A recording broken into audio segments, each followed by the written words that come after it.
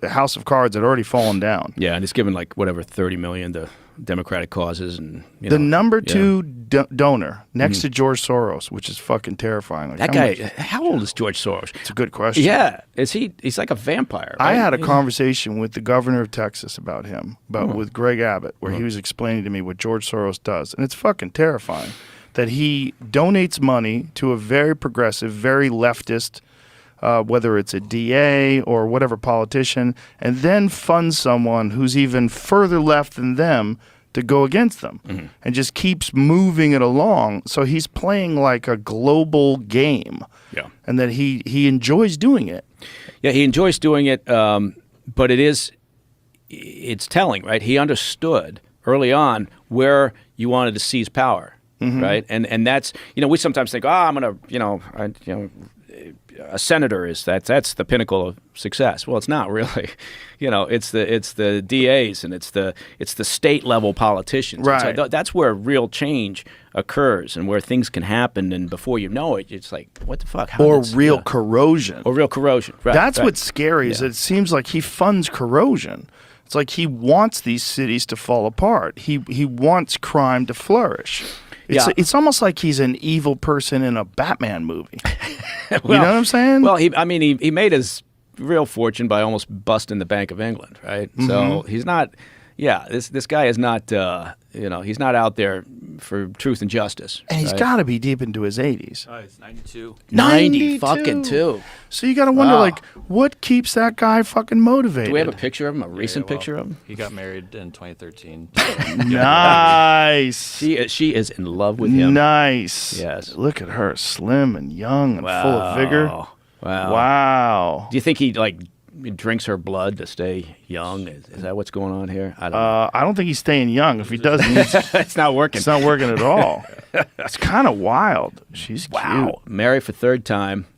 Look at him. Man. But just what a wild thing to do with your money. I mean, it kind of makes sense. He fires back.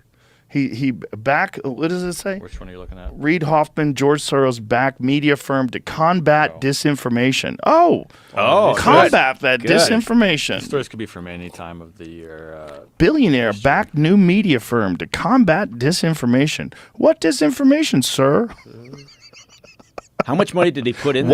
Here's good. Why it matters. Good Information, Inc. That's the name of the company. Yeah. Aims to fund and scale businesses that cut through echo chambers with fact-based information.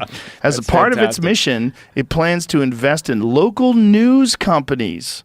There you go. See? Oh, my God. Yeah, if you can influence on the local level. Look at this. The company's called Acronym. Yeah, how hilarious is that? Acronym for acronym? Yeah, isn't that hilarious? A former Democratic strategist who previously ran a progressive nonprofit called Acronym. Acronym invested in for-profit companies that built media and technology solutions for progressive causes.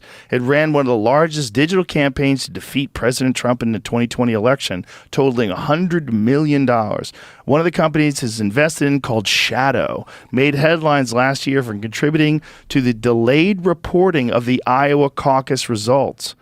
Wow. It's all very weird. It's like, I mean, this guy's obviously been involved in politics at a very high level for decades and decades. And it seems like it's like his fun little game he plays. If you had all that money, though, wouldn't you do something about the bags under your eyes? I mean, there was a lot of... He can get that lady with the bags under his eyes. Why does he give a fuck? Yeah, I guess that's a good point. I mean, you would think that if you had that much money, you're 92 years old, you just want to go fly fishing and sit on the deck and drink coffee and talk to your grandchildren. And just enjoy your life. But he apparently does not want to do that. I think he likes being the puppet master. Right? That's what's wild. Yeah, he likes pulling strings, and he likes having that influence and that impact. And I guess, what the hell? I mean, it's... But he's uniquely public about it.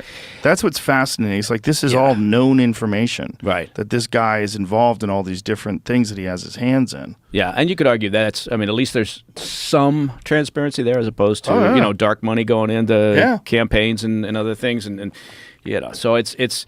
But it is 92. I had no idea he was 92. Good God. You gotta wonder, like, what's his end game?